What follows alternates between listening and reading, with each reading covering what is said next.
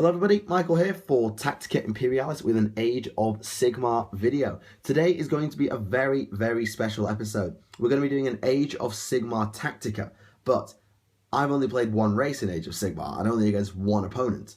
So I'm not the best equipped. So what I've gone and done is I've gone and got a guest on. And this man is far better than me at Age of Sigmar. His collection is larger, he's got more cool shit, and he is Moarhammer88.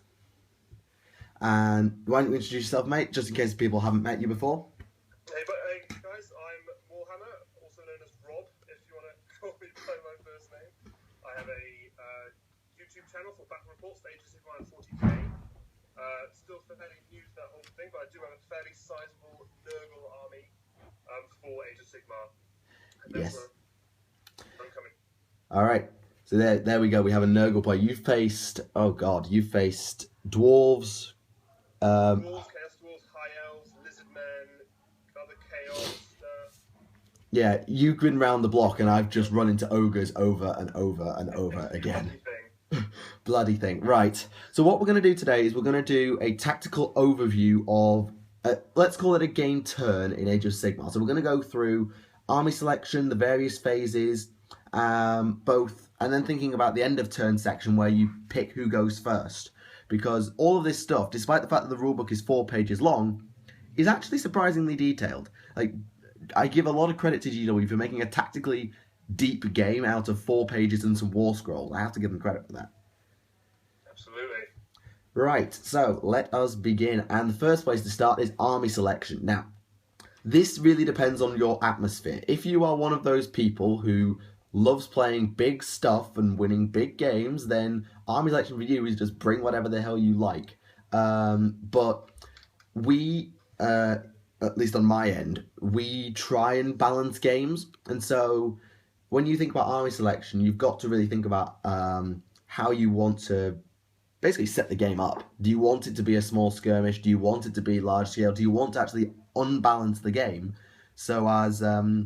It just requires discussion with your opponent, I would say.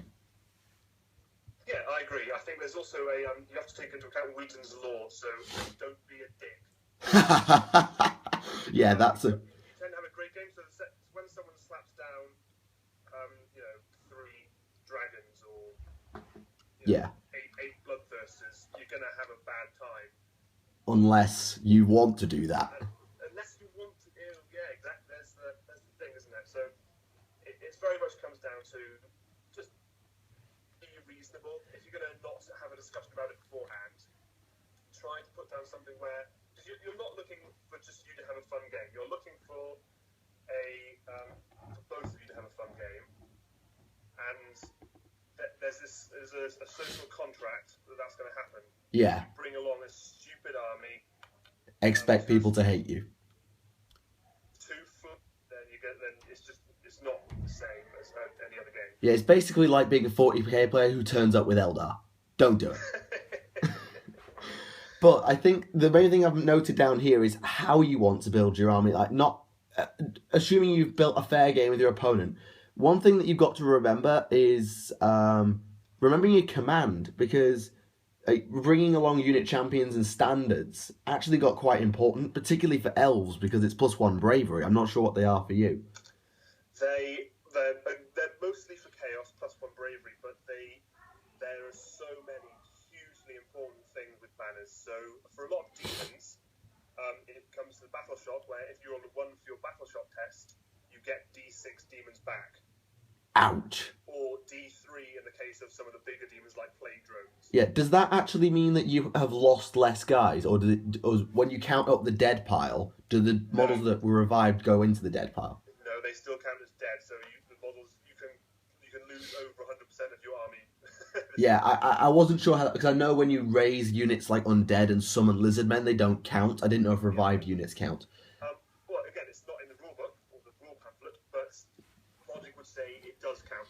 It's the same situation as raising them back. Yeah, I get you. And the other thing, okay, go on, finish the sentence. I was going to say they're not sort of replacements; they are fresh models. Yeah. What about musicians? My musicians don't do that much. They're like usually just like reroll 1 charge dice, but yeah. So again, that's that varies.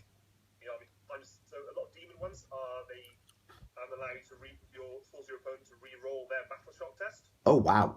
Which is quite nice. Oh wowza. So some beastman musicians allow you to run and charge in the same turn. There's no gimmicky condition that goes with that, is there? Not really, no. Good. I was going to say the orc ones are a bit bonkers. Oh yeah. So yeah, that's all that kind of thing. Yeah, just remembering to put your command elements on the board. I mean, if you're running a pointed game, we just treat commanders free, but it depends on what you want to do. And the other thing is, like, units get better when they go bigger. So the question you got to ask yourself is, do you want lots of variety of units? Like, should I put down some plague bearers, some warriors, some yada yada yada yada, or do I just take a massive blob and get like +1 to hit if I have 20 spearmen and stuff? Absolutely, and not only that, but something that a lot of people seem to have missed is a unit gets +1 bravery for every 10 models in the unit. Yes, I never take units more than 15, so by the time I'm taking battle shock tests that matter, it doesn't matter. Absolutely. But if you're running... I've started running plague bearer units of like 40 strong, and their bravery standard is 14 at that point. Yeah, like, okay, so you're going to kill 9 guys to force a battle shock test. What the hell? If you roll a 1 on that battle shock, you get D6 back. So... Yeah, that's pretty scary. And then zombies. Please tell me you know about your first game was zombies, and we know what they can do. I might actually be playing a game today against zombies, so don't even get me started on zombies. Yeah, +1 to everything if you've got 10, +2 if you have 20. What the hell are you supposed to do against? Plus 3 if you've got 30. Yeah, it's silly. It is genuinely silly. If you have 30 or more, and then you have a corpse cart nearby, that's 2 to hit the entire unit. Oh my god! I no, I'm done. I'm like, one of my friends was like, I was joking with one of my friends who is a 40k player about starting AOS, and he said, I quite like undead. I was like, no, you are not playing undead. Go away. You are not playing undead. Screw you. I have enough trouble killing you the first time. Don't make me do it 7 times. Yeah. Right, I think that covers army selection. I think it's just don't be a dick, and then just think about how much do you value getting +1 and how much do you value variety, I guess. Yeah. I mean, we've talked about musicians and standard bearer. There's also the concept of the champions to look at, because they're not always quite so simple as +1 attack. Yeah, minor or +1 attack, or +1 to hit occasionally. Hit is a big one, yeah, but there's also, very rarely, for example, Putrid Blight Kings have +1 wound on the champion, so always look at what the champion is, because it's not always as simple as +1 attack. Yeah, I have actually noticed that. It's like, I think Lordlings on Dark Elf Dreadspears get +1 to hit, and I know Archers get +1 to hit on their champions as well. Yeah. Right, hero phase. Now, the hero phase... Actually, I want to interject here. There's actually something slightly before the hero phase. Oh, go on. And that is who takes the first turn. It's the person who finishes deploying first. They get to choose who takes the first turn, but who actually takes it? Well, whoever the person who finished deploying first picks. Yes, because if you are facing a particularly fast army that can get a lot of movement boosts or a lot of cavalry, you may not want to go first because... You want them to come at you and then shoot them. Or you don't want them to get the double turn. That too. Because if you have a fast army, you go first, you move up a little bit or you stay static, then they go and they get a double turn. If they got a fast army, they are getting those charges in. Yeah, I haven't faced... I tried running an all cavalry list once, but again, I was facing ogres. I got smashed. Yeah. So. But I think it's an interesting one, and we're going to cover the end of turn stuff towards the end of the video once we get to the end of the turn. So It's something we should talk about later. Right, hero phase. Now, the hero phase, I think, really revolves around your pre-game of who do you pick as your general, because you've got to read your command abilities really, really sodding carefully. Oh, yes, you have. Like, what's the Glockkins? The Glockin is +1 attack for every unit, including himself, within 12 inches to to every melee weapon. Which is just ridiculous as hell.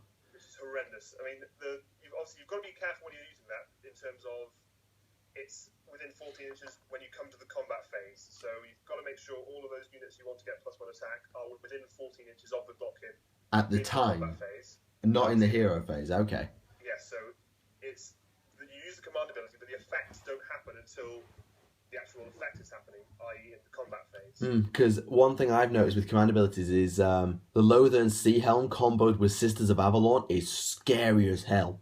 Because he makes a unit stand still and they get rerolls to everything. But Sisters get to fire twice, hitting and wounding on 3s when they stand still. Yeah, that's pretty horrendous. And they get +1 to wound against Chaos, can I point out. For Chaos, what did it do to you? It makes, in the lore sense, it makes sense, but, like, Jesus. But Princes on Dragons, their command ability triggers 3 more command abilities. It picks 3 heroes, trigger their command abilities as well. That's very nice.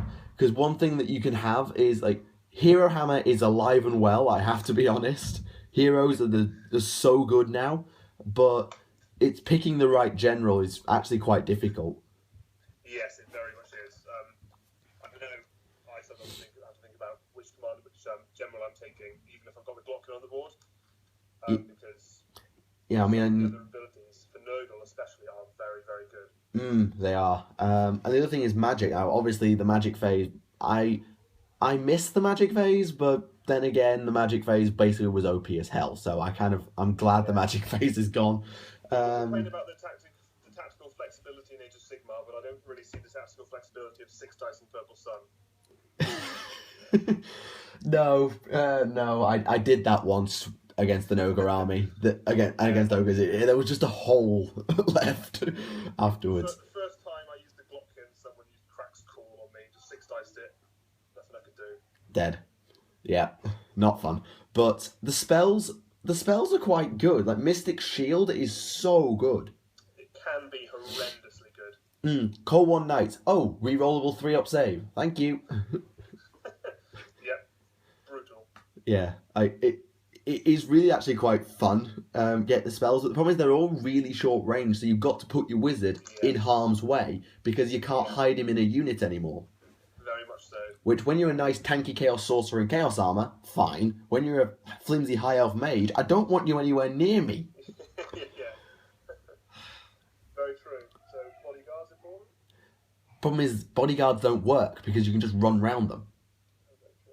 And also you can get shot off, so you've got to be very careful about maybe thinking about leaving a Mystic Shield back specifically for your wizard, or even putting him in cover at the same time to give him that +2 to his save. The other option is because the hero phase goes before the movement phase, if you feel like you can get a double turn, you step out, do your business, and then step back again. Or you just run back. Yeah, very true. And likewise, as you say, if you want to dispel someone else's spell, you can use that. You can cast your spell, then step forward into 18 inches of him. So when it comes to his turn, you can try and dispel his spell, while he couldn't do that to you. Yeah, although the dispel range is pathetic. 18, same as above casting, but yes, you're right. The only spells that you can ever dispel is anything that's zapping you directly, because everything else is generally in front of you because you're a wizard. Yeah, very true. But that's why that's probably why I like using the Glocken so much, because he is far forward. And he's a tank, let's be honest. Yeah. But yeah, literally. The hero phase is one of those. It's a really interesting mechanic to just combine everything together, and I think it works really well. But it's surprisingly deep in how many wizards do you take, because you don't have the power dice anymore. You just roll a flat 2. So it's not like I need to spam wizards to get lots of power dice for this one big spell. It's I need lots of wizards to get lots of different spells, and you need different war scrolls to do it. Yeah, very much so. Because mounted sorceresses have different spells to foot sorceresses for no reason. Yes, they do. And dragon sorceresses are different again. Yep, every single war scroll has different spells. Yeah, which is kind of funky. Right, movement phase. The one that used to be completely pointless. Actually, no, the movement phase used to be the most important phase of the game. What am I talking about? It was the most tactical phase in the game. And now it's the one that's the least important. Sorry, old 40k habits die hard. Yeah. You're right. So movement is far less important now than it was, because you don't need to concern yourself with movement arcs or where is your opponent. You can't slip a unit of fast cavalry down the flank of your opponent opponent's army, and so they can't be charged. That isn't a thing, because if you just charge down the flank, they'll just turn around and smash you. Yeah. And the other thing is that there used to be the old march blocker tactic. That's not a thing anymore because you can run regardless. Absolutely. So yeah. So you get this a situation where all these old fantasy movement tactics, again, like lining up charges or any of that stuff, becomes a bit more obsolete. Although you do still have to do a lot of lining up in the movement phase. You've got to set up about 4 different charges at once because you don't pick your target. Yeah, that's very true. You've always got to think about it. So I found in a couple of my games, it's always a good thing that if you want to really want to try and get a long charge, get as close as you can to that model, but try and make it so you're also close to another unit. So Yeah. in situations you may find you're 5 inches away from one unit, but you really want to get that unit 10 inches. Yeah, and then you roll up a 7, and it's like, I can't hit the big one, so I'll just take the easy one and muller it. Exactly. It's a perfectly legitimate thing to do. The other thing you might want to think about is the double turn mechanic, and it's basically a test of how much bravery you have, because I often play cautiously on turn 1 because I don't want to get smacked in the face, and then I always lose the roll off for turn 2 and end up being swamped. It seems to happen to me a lot. It's like you want to go forward and think, I don't want to get charged next turn, but there's a chance I'll get to charge next turn, so how cautious am I going to be? Exactly. That's where, as I was saying a minute ago about first turn, so if you always lose the first turn roll-off, you want to make sure they can't get it. But if you think you're going to win it, you want to be in a position to get them, especially if your armies of a similar speed. You're probably a similar distance apart. You've got to really consider how ballsy you want to be. Yeah, very, very true. I know it's one of those, the possible double turn is one of these rules with a lot of mixed feelings. So It really scared me when I did my initial impressions video. It scared the daylights out of me. I was like, so I'm going to get run at and then run at again without having a second chance to shoot. Or I'm going to run at a gun line like dwarves. Don't start me on dwarves. And suddenly, they get 2 salvos with their organ guns now. Thank you, goodbye. Yeah, it's terrifying. But again, the flip side is that they get no shooting at you, Yeah, then there's the chance that it works the other...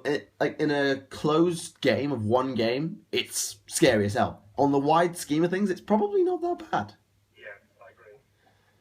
Right. I don't think there's much more we can say about movement. It's kind of basic. The only other thing is risking runs. Because if you got units with average shooting, is it worth running them to get them set up, or just risk a pointless pot shot? But it's a minor thing. Yeah. I mean, a lot of movement stuff we'll come back to when we're talking about fleeing. Yeah, actually, I think we will. So even though that's not in the movement phase, I think it's more relevant to talk about it then. Yeah. All right. So let's move on to the shooting phase then. And this is an interesting one because... Oh, sorry, I totally missed something. I would like to talk about one more thing before we go on to the shooting. Okay. Formation.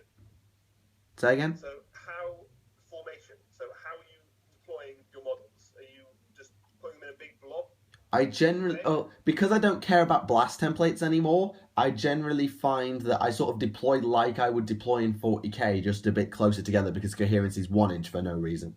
Yeah, so that's the first outlook I think everybody takes, but there's quite a lot of thought you can put into it than that. So, for example, a lot of units, they have a choice between 2 weapons. For example, some might have a sword and then others can have a spear. Yeah. You can mix those in the same unit.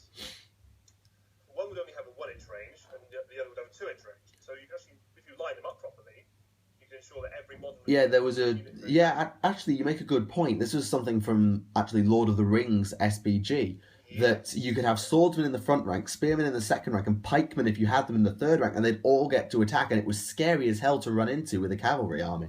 Yeah. I don't consider that because all my guys have 1 weapon option, but they have both at the same time. They have hand weapon and spear at the same time. Yes, yeah. Well, it's very interesting. And likewise, if you've got a 2 inch range weapon and then everybody else in a unit has 1 inch, you can still put the models sort of together as a unit row behind, so He'll still get to attack if he goes up sort of behind them. exactly, because your opponent charges the units, comes within 3 inches of The character. who can then pile in and attack Like a monster. As a separate entity. So, yeah, absolutely. That's a really good call. So, I mean, I'm looking at a lot of stuff at the moment with Chaos Lords can have 2-inch range weapons, put them behind a unit of Chaos Warriors. They've got no choice but to charge him whilst charging them, and he'll just come in and go, thank you very much, good night. Yeah, exactly. You've got a really potentially scary combat unit that if they want to charge this unit, they have no choice but to engage. Yeah, one trick that did get nerfed was the old, this is like a 40k trick, was like conga lining, because you measure model to model. Like, conga lining works really well if you are not wanting to get shot, because if they're in a flat line, they can only actually hit the first guy, and the first guy can be the only one that dies. Yeah. So it might work that way, but shooting units, like cavalry conga lines, nope. Unless you're going down the side deliberately. Yeah. But hey, it's an interesting one. Right, let's move on then. I just wanted to bring that up, so yeah, let's move on to the shooting now. All right. My first point was target priority. Like, what is the most important thing that you shoot? And do you go with focus fire, or do you try and shoot lots of things at once and force as many battle shock tests as you can, or at least try to? Absolutely. I'm not sure which is the better way to go. Like, I often find myself like, this unit has to die, I'm going to shoot the bejesus out of it until it does. When I maybe should have shot at several units, tried to cause a couple of battle shock tests and make more dudes run off. Yeah. I mean, as a Chaos player, it's an area I'm not too Oh yeah, true. knowledgeable in because of my complete lack of shooting, apart from Hell cannons? a handful of weapons. Well, hell cannons I don't use, but coming back to my old pal, the Glockkin, he has an excellent shooting weapon, which is just 4s to hit, 2s to wound, 2d6 damage, -2, which is horrendous. Yeah, but the other thing with the Glockkin is because he's... what range is that shooting weapon? That's 12 inches range. Well, the thing is, everything he kills is models going... he can just tactically remove them, so it's harder for him to charge them. So do you want to use it? Well, usually you can, because you don't have to charge the same unit you shot. True. You shoot one thing, charge something that's a bit closer. Fair point. But yeah, I think with... maybe it's because I face things with 4 wounds all the bloody time, but I often find myself unable to ping off enough dudes to cause a battle shock test unless I'm firing everything at them at once. So I've got stuck in the focus fire, but if I was fighting, I don't know, let's say Skaven, I would probably find I'd have a lot of joy just spraying and praying across everybody. Absolutely, yeah. It's got to do with the bravery of your opponent, so I agree. Multi-wound things, you want to try and focus fire until you at least kill one thing. So then at the very least they're taking battle shock. Whereas against large units with low bravery like Skaven or Goblins, try and pick off one in every unit and you might get a couple more from battle shock. Yeah. It's obviously you've got to look at the size of your opponent's model, the size of your opponent's unit, and their base bravery, because I mean ogres are actually bravery, I believe 7 base or 6 base. It's 6 base, I think, their bravery, which is like you've got to kill 2 to have a 33% chance to make. How? And Tyrant Commander, I know, deal D3 wounds to a unit, make it immune to battle shock for the rest of the game. Yeah. Okay, so you just killed. So my dragon killed 4 guys. Oh, they're not running away. What? Some things just like what? Yeah, battle shock is. Then again, battle shock is one. Immunity to battle shock can be powerful. Yeah, mercifully, inspiring presence hits one thing at a time. It's not a permanent effect. And the other thing, I think this is something that you might come across, or that you find yourself facing up against with your opponent, is that do they shoot your big scary monster, or try and make your infantry wander away and then kill the monster later? I've found that people are still scared of the big thing. So they will always target anything big and scary first because... Well, it's big and scary. It's big and scary, even though it's kind of not as big and scary as it has been in the past, because previously, big and scary things with toughness 6, or what have you, have been difficult to deal with in combat, whereas now... You're wounding them on 4s or 5s most of the time. Exactly, yeah. And yeah, you're wounding on whatever you'd be wounding anything on. And the other thing is that because monsters get weaker, one good round of cannonballs, and it's basically out of the game, unless it's a Glockin and then it regenerates, but... Yes, well, that's one of those models that doesn't have too much of a bad time with the monster damage table. Yeah. It doesn't get too much worse, really. Actually, speaking of monster damage table, have you seen Scarbrand? He gets angrier as he gets hurt. I might be facing a Scarbrand in a couple of weeks, and I'm absolutely terrified because I have no idea how to deal with it. You can't feed him things because he gets angry and then murders stuff. You can't ignore him because he gets angry and murders stuff. Now, this is the thing. You can't engage him because he's angry and he murders stuff. This is the funny thing. His rules are different. If he's not in combat for a turn, the next turn he's treated like he's on 1 wound. His stats become like he's on 1 wound. And at that stage, just to give you all the listeners a picture if they haven't seen his rules, you also, if you're them incandescent, Yeah. you can choose various powers to go along with it. So Yeah.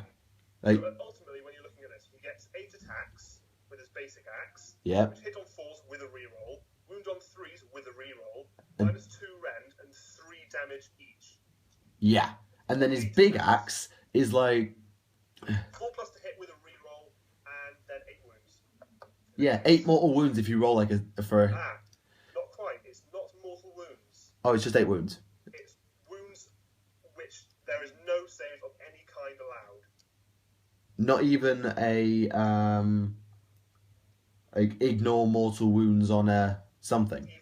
So for example, plate bearers have a 5-up save against any normal or mortal wounds. You don't even get that. You get nothing. You just take 8 wounds.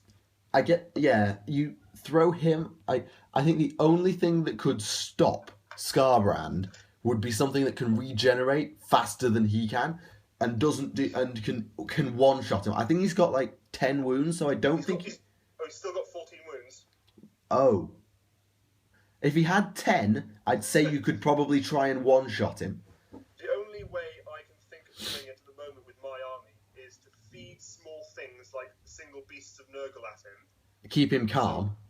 To keep him calm, then push the Glockin into him and try and get the charge in and finish him in 1, because the Glockin can feasibly do it.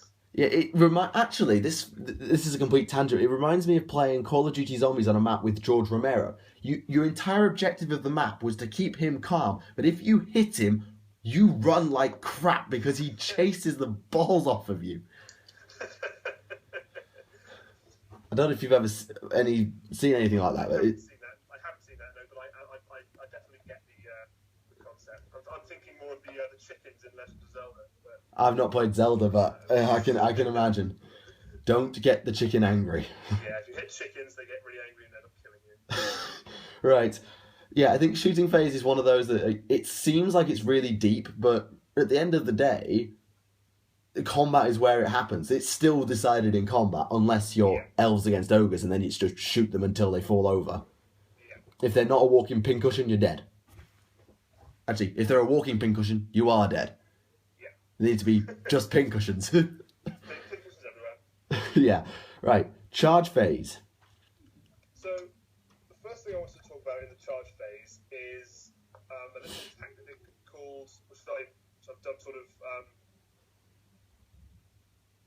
charge targeting or something. I haven't actually named it. Right, okay. Explain it then. So it's the idea, if you've got your opponent's units, and let's say they're 30 elves. Yep. And they're spread out in a line, maybe 2 or 3 deep. Yep. You charge a single beast of Nurgle or a tough unit or a resilient unit, so one with a lot of wounds preferably. Yep. And it's quite fast. You charge one unit into one far corner. So if you think about them, the unit is like just a brick, a square. Yeah, I can see it. You run in the corner and it minimises the attacks back, right? But also charge another beast of Nurgle or the same resilient model into the other corner. Split them up. Split them up. So these are 2 separate units. Split them up. This prevents them from piling efficiently. Yes, I agree with that. And if you have the option, try and hit as many corners as you can to minimise the attacks back and just keep chipping them away. So yeah, if you can somehow hit all 4 corners, then your opponent can, because he can't go out of coherency with his units, pretty much can't pile in. Yeah, because the one example I can think of is Stormcast Eternals would be really good at doing that because they just deep strike everywhere. Yes. I was looking at the one of the formations for Nurgle, funnily enough. Okay. And it's Nurgle's Deluge. And what it does, it allows you to deep strike essentially Nurglings anywhere on the board. It's raining. It's literally raining Nurglings. It's literally raining Nurglings, and it's 3 inches away from the enemy unit. 3? Inches. I'm used to 9, not 3. So you can just drop 3 units of 3 Nurglings in, 3 inches away, charge in, and they're impossible to get rid of. I can imagine. So they'd be quite good at it as well. But that only works if you're fighting armies that run bricks. Against MSU, it doesn't work quite as well because they can still be quite efficient. Absolutely. The other thing is, actually, I was going to mention ganging up on things, like throwing multiple things at one thing. So you actually beat me to that one. And the other thing is, as we mentioned in movement, is thinking about backup options if the original charge doesn't make it. Yeah. So we've kind of covered. Yeah, we've covered that. That was actually rather easy. Which leads nicely into the probably most complicated thing in the entirety of Age of Sigmar. Which assault do you do first? That was next on my list, combat order. Because god damn is it hard. Because like, I need to attack with this unit or it's going to die. But I need this one to go, or he'll get to go with his unit and probably punch me to death. Like, ah! So, funnily enough, you're absolutely right. It's so difficult to choose. And I think part of where you start choosing isn't in the fighting phase, it's in the charge phase. So you've got to be really careful about where you're charging with what, because you don't want to be stuck in a situation where you might have to choose between one unit or the other. Yeah. But even though especially if your opponent's charging, you can't sometimes avoid it. Yeah, but yeah. Nevertheless, if you've got a choice of charging in 2 units to 1, but you realise that whichever other unit you don't pick gets mulched. Guts, yeah. Yeah, it's better off.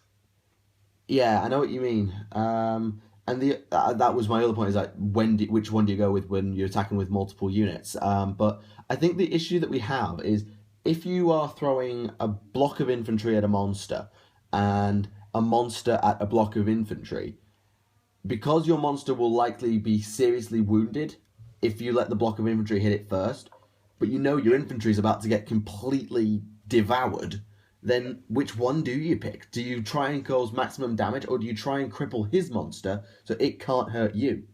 Absolutely.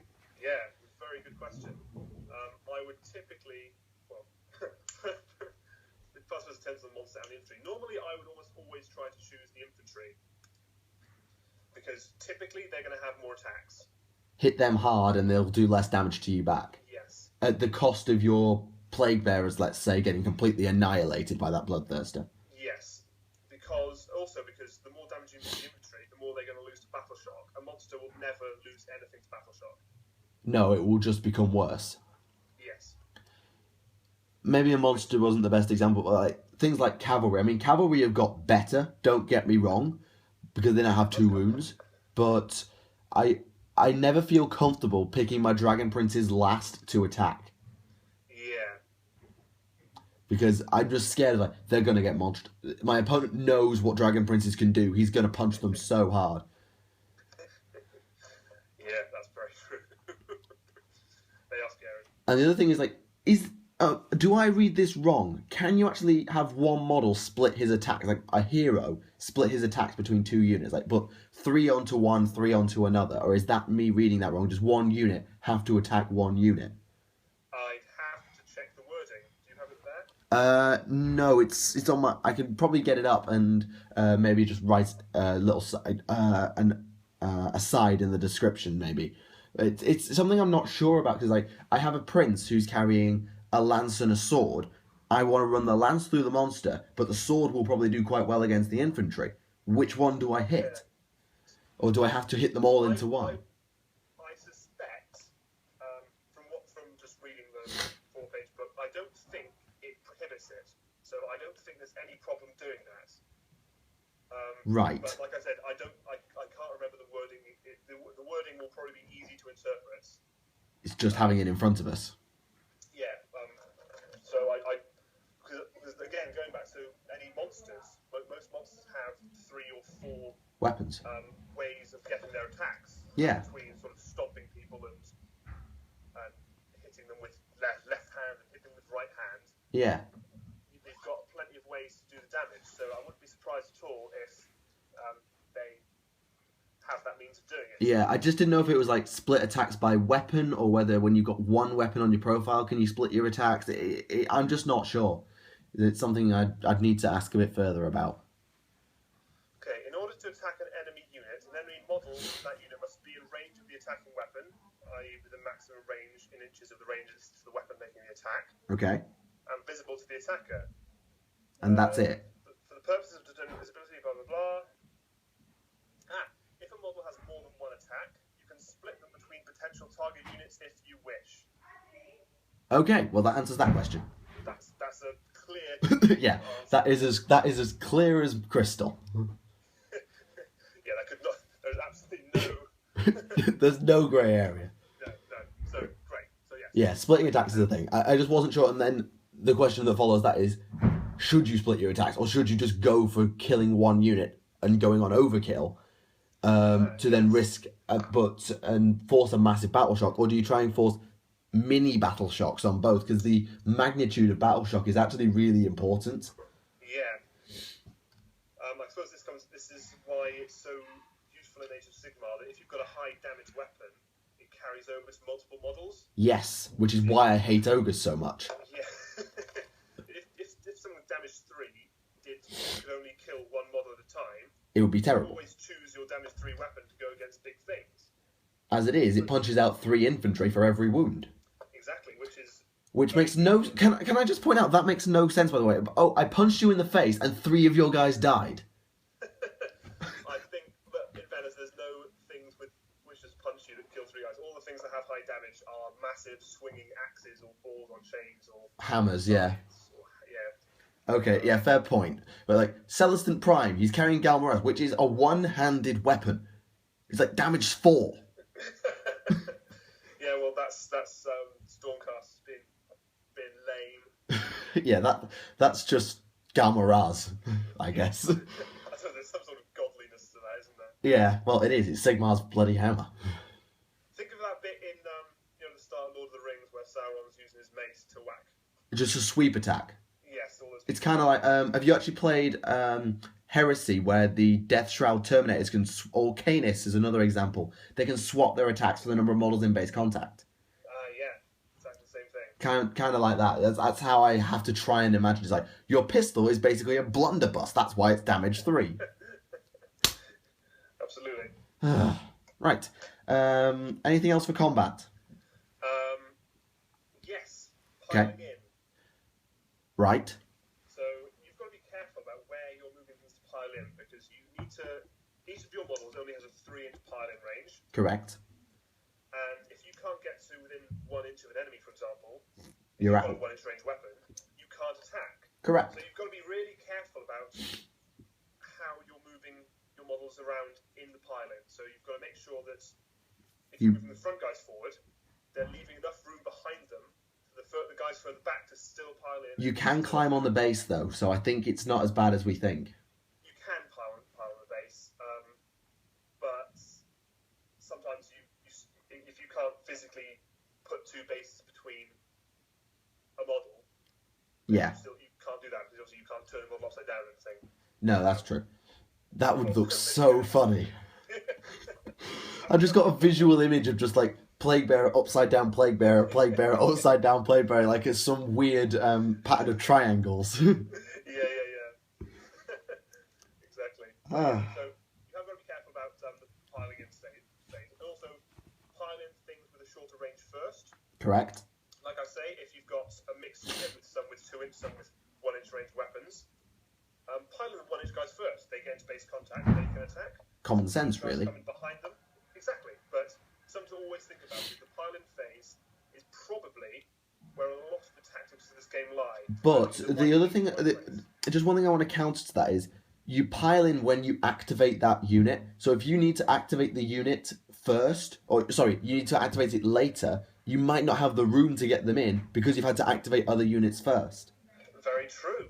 At the same time, if you've got, say, you've got a big unit and a character that are engaged in combat, Yeah. you pile in with your big unit first, which means that your character can no longer pile in and get into attack. Precisely. However, if your opponent then attacks back, you can specifically remove the models that are preventing that hero from getting into combat. To get that hero into combat. And then he can pile in when it comes to your phase again. So there is this sort of like a back and forth between piling in, getting attacks, and then removing models. Yeah.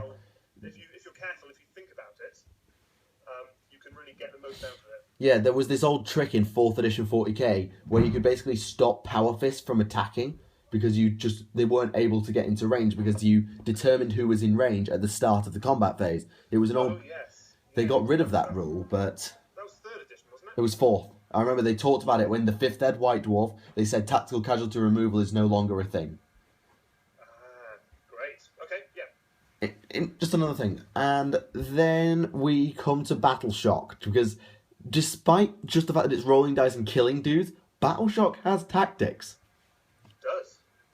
And the one I want to hint at is choose which unit you roll for first carefully because some units can avoid Battle Shock if other units fail Battle Shock. The one that comes to my mind is Dragon Princes. Yes. So if you've got anything that's... It's the same situation as in 8th edition. Always do your BSBs break shock last. Yeah. Because if your BSB breaks first, you don't get the rerolls for everyone else. Yeah, and if you do him last, then he gets the rerolls even if he does eventually bugger off. Exactly. I wouldn't think just rolling removal would be that important, but I think it's another thing you can do with positioning is getting, at least for elves, we get a bonus to bravery if we have a hero within 8 inches. Yes. So you've got to think about positioning again. Like this is why throwing heroes in as a secondary attacker can be kind of handy because it means that there's a unit nearby who's not going to suffer battle shock penalties. Yep. How do you calculate your battle shock, by the way? Do you do it as like roll? Do you add the casualties and then the d6, or do you take the casualties away from the bravery? Just a query as to how you calculate it. I take the bravery. I minus and add the dice roll. Then I minus the wounds. Right. The way we do it is we take the bravery, minus off the number that died, and then say you need to roll less than that. Yep, that makes sense. Yep. It just because, well, we're A-level math students and we try and maximise our mathematical skill. I'm a biology student. I don't do math. I shouldn't make the jokes that physicists all our old school used to make about biology. It was just colouring in. Hey, no colouring in. Oh, diagrams and colouring in. Sorry. I love colouring in. Right. I play Warhammer. I'm painting all the time. Yeah, it is funny how that happens. Yeah, I don't think there's any much more you can say about Battle Shock apart from positioning and ordering because, well, it's rolling a dice and hoping you get lucky. Yeah, that's true. I mean, there are things that can increase bravery or whatnot, but that's sort of all in. We covered that in kind of army selection. Yeah, banners and things like that. Yeah. And then we come to the end of the turn, and then your opponent does his jam, and then you have that roll off, that super terrifying roll off. The roll off. That you never ever want to lose because you will get destroyed by it. Like I say, it's if you've gone second and it's your opponent who's at the danger of getting the double turn on him. So if you can get the double turn, then it's quite funny because obviously if you lose it, it's just like normal. Yeah. You keep going. You've just had your turn. So you can really kind of play with your opponent's mind. Here's the other thing. This is something Kieran likes doing to me. Because I play so conservatively, he likes to give me a double turn on 2. Because I'm always so careful that I'm then out of range to charge. This is the thing about how brave do you want to be in the movement phase. Absolutely. You can actually make your opponent think, I can't let him have the double turn, or I can't let him have the next turn, so I'm going to be hyper careful. Okay, you can have another turn of being hyper careful then, sorry. Yeah. It's just mind games. You basically got to be Jose Mourinho to pull that one off. Brilliant. Yeah, that's it's a fair point actually. If you've really got to be thinking about what happens if I get the first turn or the double turn, or what happens if he gets the double turn, or what happens if it goes back to me or back to the entire time. You've got to be thinking about this, and it's while it's probably considered one of the worst changes to the game, people seem to just hate this whole possibility of double turn. Yeah. There are people that say I like the game apart from double turns, which usually decides the game. I don't think that's. It depends on when. If the double turn goes off on 2, and 3, it's cripplingly good to get the double turn on 2 and 3. On 4 and 5, it's generally already decided. I find the games that I play are generally by the end of turn 3, unless something crazy happens, you can generally see who's going to win. Okay, I don't think I found the same thing as that, to be honest. Well, what I often find is I have a good turn 1, I get smashed in the face on 2, I claw my way back in on 3, and then slowly roll it over on 4 and 5, because I've got the momentum. Whereas if I had lost the double turn on 3, I would have been screwed. Yeah, I'm with you. So I find that 4 and 5 getting double turn is just, unless you are trying to pull off some miracle, it won't help you. Yeah, well, to be honest with you, I have found that a late double turn, especially playing lizard men who can summon stuff, is quite a problem because they just summon loads of stuff in. And they sweep you up. Yeah, 2 turns of summoning can be brutal. Yeah, this is... I don't know why they gave lizard men summoning, by the way. Where did that come from? Undead, I understand, but demons, I sort of understand. Also, Chaos Lords do it for no reason. But lizard men... Lizard men! Well, the whole new fluff behind lizard men is that they're good demons. They're not lizard men anymore, they're demons. Oh. But good guy demons instead, so they are... Oh, okay. I haven't read that lore. That makes sense now. I think that's the idea. Well, it makes sense. From a fluff perspective, I kind of understand now. Yeah, okay, good. So I yeah. don't like it, but I understand. Yeah, I still hate it. But at least they don't count towards the dead pile. You can still table them. Yes, yeah. But it kind of, actually, it brings me on to something that's, is a point that I wanted to make in this, that I didn't really know where to put. Okay, go on. But it's target casters. Killing the wizard. Whether or not it's the wizard or a general with a particularly nasty command ability, target them as much as possible. If you've got a choice between a unit that is just scary or whittle it down, or a caster that's summoning things or putting up mystic shields or whatever, Kill it. always kill it. Kill it with fire. Kill it with fire, burn it, step on the asses, so it's just not there anymore. Yeah, because I found command abilities, while they don't look that amazing, are actually really game-changing in the right place when called at the right time. Exactly. When you've got the right command ability in the right place on the right unit, it is absolutely horrendous. And same with magic. Cast 1 mystic shield on the unit that's about to go in, and then arcane bolt the character out. Rip. Yeah, exactly. So yeah, that's a really good thing. We talked about monsters versus infantry, but characters are sort of above everything.